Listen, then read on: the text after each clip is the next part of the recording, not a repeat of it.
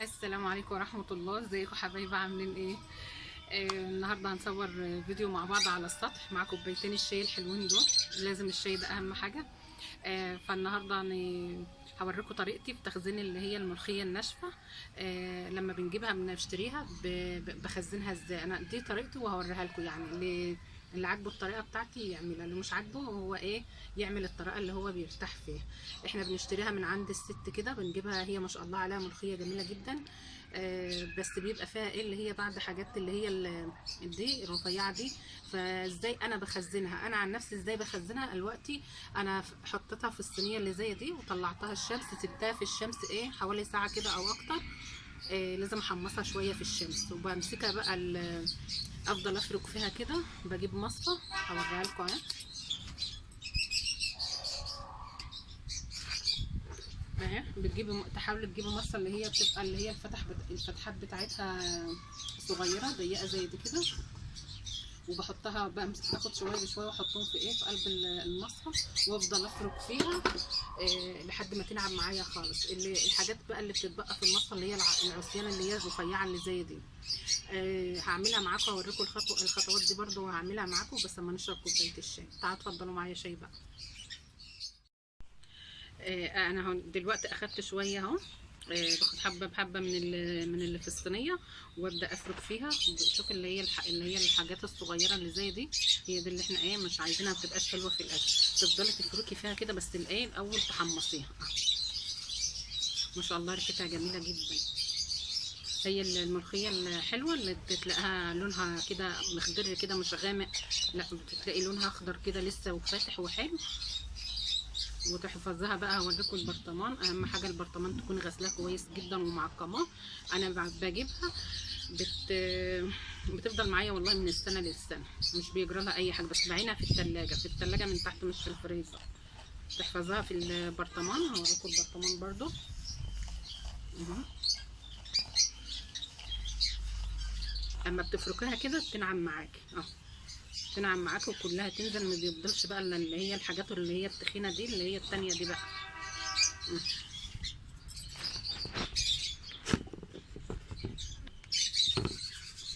تفضلي تلزقها بقى كده. حتى الحاجات اللي هي شوفوا الحاجات اللي هي التخينه اللي فوقها اهي تطلع فوق.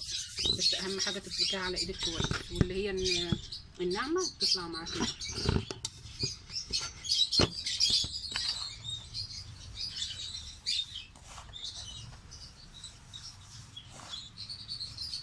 ايه رايكم في صوت العصافير؟ ظاهر معايا في كل الفيديوهات.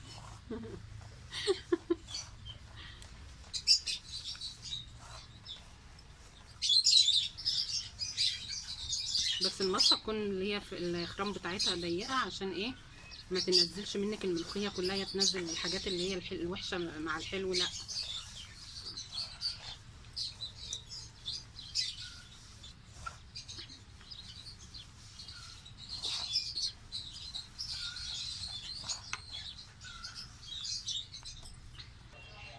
ده البرطمان اللي انا بعين فيه الملوخيه. ببقى غسلاه ومنشفاه كويس جدا اهو. اهم حاجه يكون ناشف، ما يبقاش فيه ميه ولا اي حاجه. وبحفظ فيه، يعني ده بياخد الكيلو معايا. انا بجيب كيلو ملوخيه اهي. شوفوا الملوخيه بعد ما انا عملتها بالمصفى ناعمه معايا ازاي. والحاجات اللي هي الخشن بس دي لسه مش دي الملوخيه زي ما انا قلت اهي الناعمه. شوفوا بقت ناعمه معايا وجميله ازاي اهي. ده اللي هو طلع منها، بس هي لسه برضو لسه هفركها كمان لان هي لسه فيها ملوخيه اهي. بس بوريكم يعني شوفوا الصفات معايا عامله ازاي اهو. شوف اللي هي العيدان الرفيعه دي المفروض دي تتشال خالص. فدي اسهل طريقه ان انت تشيلي بقى العيدان دي. اللي انا عملتها شوف اهو. ما شاء الله عليها ناعمه وجميله اهي ونضيفه زي الفل اهي. ما شاء الله عليه. ده البرطمان زي ما قلت لكم، البرطمان اللي انا بخزنها فيها اهو. بعينه ده بغسله من السنه للسنه، وعينها في الثلاجه في الرف من تحت. تفضلي بصي كل ما تفركي شويه كده، تفركيها بايديكي الاتنين كده اهو كده اهو. وبعدين تهزها بالمصفى كده، تنزل معاكي بكل سهوله. ما يفضلش معاك الا العيدان، مفيش نازل ولا عود منها اهو. زي الفل اللي هو على الطبق ده من الملوخيه طبعا، الهبو بتاع الملوخيه. زي ما انا قلت يا بنات، اهم حاجه ان انتوا تفضلوا تفركوا فيها كده اهي. بلاش تعمليها في الشقه، لان بصي بتطلع زي الترابه كده ناعمه، بتبهدل الدنيا. يا اما تقعدي في البلكونه كده، لو عندك سطح اعمليها في السطح، مفيش سطح ارميها من البلكونه. ممكن يعني. بس اهم حاجه تفركيها كده اهو، وايه، وتقومي تهزها بقى كده كانك بتنخلي الدقيق اهو، يقوم نازل كله، نازل منها من المصفى. لو فضل منها حاجات كتير وحاسه ان هي لسه فيها ملوخيه، ممكن تشوفي ايه حاجه اوسع، الخرام بتاعتها تكون اوسع. انا عبيت البرطمان اهو، ما شاء الله عليه، شوفوا بيفضل معايا ما شاء الله من سنه للسنه. بس بعينه فين؟ في الثلاجه. اهم حاجه تعينيه في الثلاجه برضه.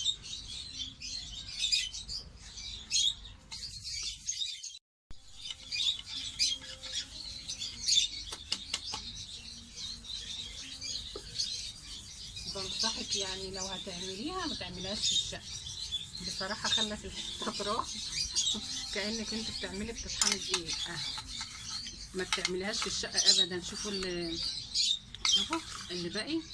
اصل في ناس على فكره بتجيبها من عند العطار او من عند الناس اللي بتبيع الملوخيه وتقوم عاملاها طبخها على طول في الحله. لا، بس ده لسه فيه ملوخيه، يعني لسه ما شرميه، لازم اجيبها من كلها.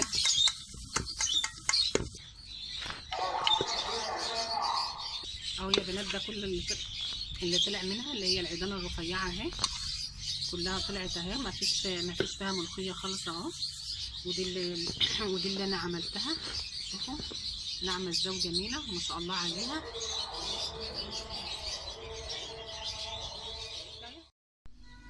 هي دي كانت طريقتي يا بنات في عمايل الملوخيه الناشفه.